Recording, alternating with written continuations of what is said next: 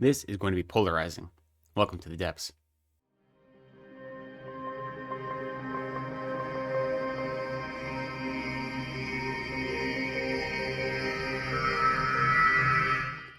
Hello, welcome to Reading from the Depths. My name is Lecton. Thank you for spending some time with me today.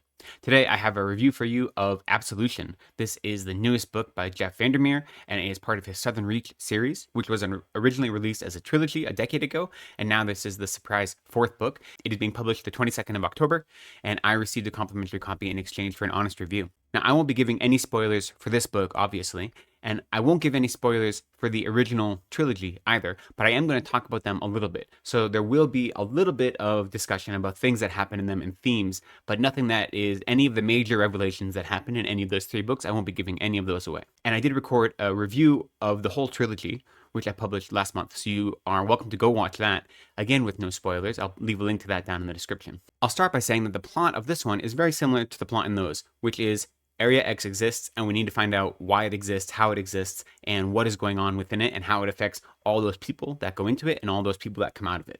So that is more or less the plot of all the books in the series. So the plot doesn't change a lot. What changes is the perspectives we get and how we experience it and how we are brought into this world. For me, one of the exciting things about this series, and part of its charm, is that the way VanderMeer writes each story is different. The narrative styles are different in each one. So I think of the first story almost like an amorphous fever dream, almost psychedelic. And that is you existing in Area X as part of the 12th expedition. And it's all told from first-person narration through the mode of journal entries. The second novel takes place immediately after the first one, and that is outside of Area X within Southern Reach. So Southern Reach is a government agency that is overseeing the activity of Area X, and it is a government or pseudo-government agency that is under the control of a larger agency called Central. And in the second novel, we follow the interim director of Southern Reach, who has come in to try to make sense of what happened during the 12th expedition, which is what happened in the first story.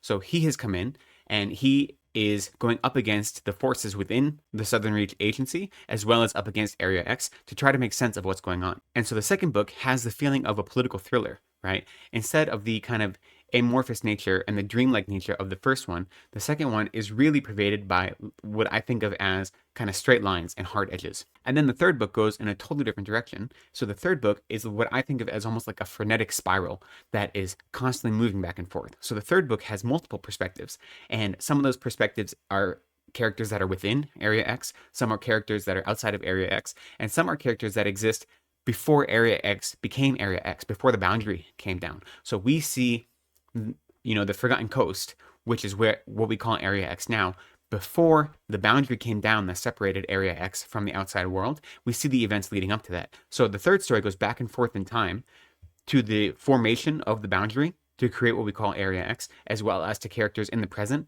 as well as to characters in the near past who are within Area X as well. So it's constantly moving back and forth, and it really feels frenetic and like a spiral, like it's out of control. So those are the tones of the first three stories. So then we come to this new one, and yet again, it is a different narration style. So this story is separated into three parts. The second one is roughly half the story, and the first and the third are about 25% each, more or less.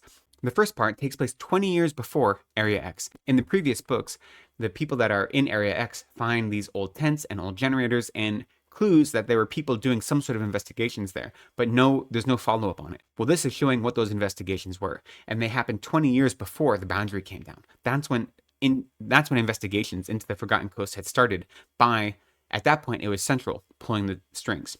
There was no Southern Reach yet. But our investigation of this project that happened 20 years before the formation of Area X is done through journals and transcripts. And we have a character within Central who is reviewing all of the data and making notes and compiling analysis of what happened during that expedition, right? So we don't get any reports from those individuals who were there 20 years ago, but instead there's one character who is kind of analyzing all this data, all these video transcripts, all these things, and he's trying to put it together. And so we have this level of detachment from those events that we get like a bird's eye view from different pieces pulled together, yet they're always pervaded by doubt because we know mission parameters and we know what the goals were, but we don't know what was going on in the minds of any of the people that were part of that expedition. So we only get to see it from the outside in, right? So that is the first part of the story.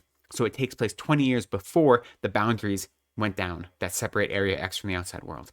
And then the second part of the story, and this is the bulk of the story, like I said, this is that agent who is analyzing those entries and those transcripts. He is now undercover on the Forgotten Coast. And this takes place about 18 months before the boundaries come down. And when you see his name, you realize that this character was mentioned in the third book.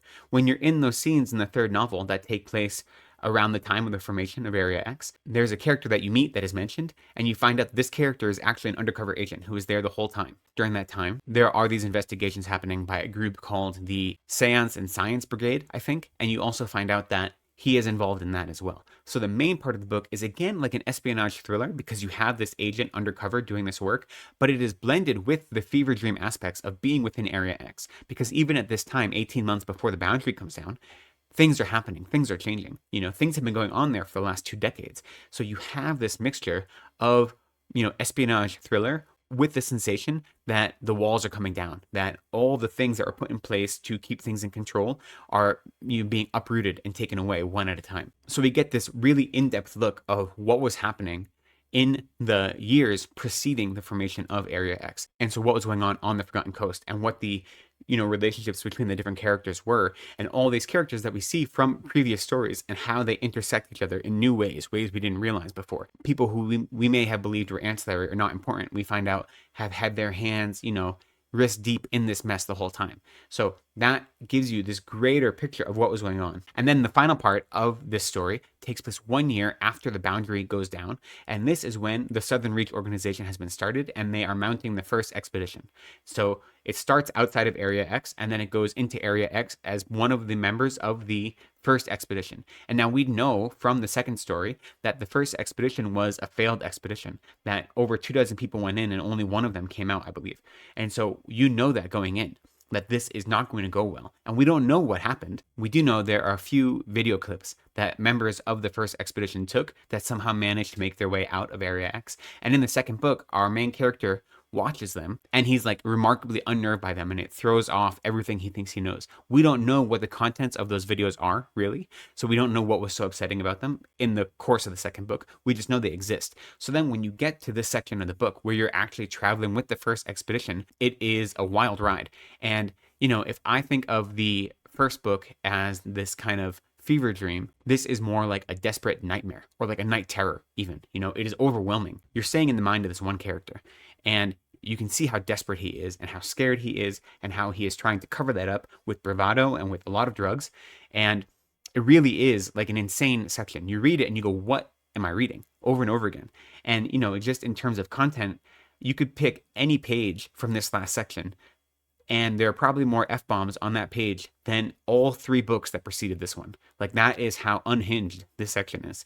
And so you really get the sense of this mad, frantic, unhinged nature, this desperate nature that goes into that first expedition. And so that is kind of the form of the story. Again, there isn't a lot of plot, not much more plot than there are in the first ones, but the writing is so beautiful, and the writing, even when it's frantic and vulgar and insane, it really brings you into a space in a really incredible way, and it paints a really beautiful picture. And there are small things that VanderMeer does that just create these resonances in the story that don't necessarily have any more important meaning, but show these levels of reflection almost. So for instance, you find out that the building that is called Southern Reach that they take over, that they use as the headquarters for this government agency, used to be a doll making building. And just the parallel between the creation of dolls or the simulacrum of human life parallels or reflects darkly what is going on in Area X with the idea of transformation and change and growth and new life resembling old life and how things are transformed in certain ways. And that doesn't matter to the plot at all, but it's just these moments where you see VanderMeer is very intentional in what he's doing,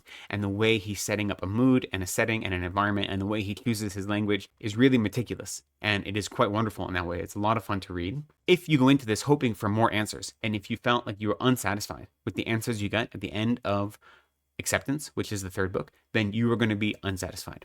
And if you really didn't like the tone of Authority, which was the second book that had this like political thriller kind of feeling, you won't like this book because it has that tone. It mixes that tone with the frenetic energy of A Nightmare and with the dream logic of the first story, but it still has this espionage edge, especially for that central section, which is about half the book. So if you didn't like the second book, or you felt like there weren't enough answers in the third book, you're not going to like this because it doesn't give you more answers. What it does is it gives you connections. What it does is it brings things together. The way I describe those first stories, like a dream, like a political thriller with hard edges and sharp lines, and like a frantic spiral. This one I think of more as a neurotic Mobius strip, that no matter how far you travel on your journey, you end up at a new beginning, right?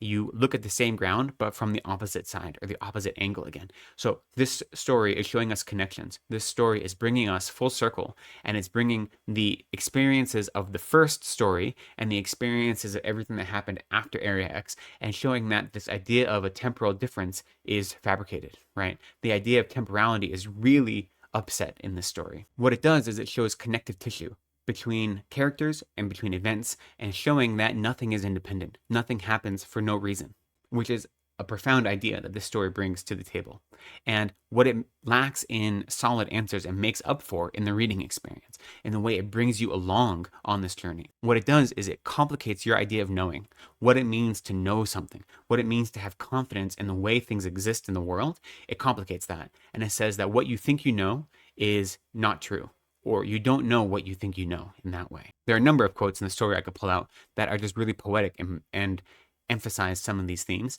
I have two of them that I'm going to say. And now again, I read an arc, so maybe these have changed in the final copy. But for me, these do a good job of highlighting some of the emotion and the experience behind the story itself.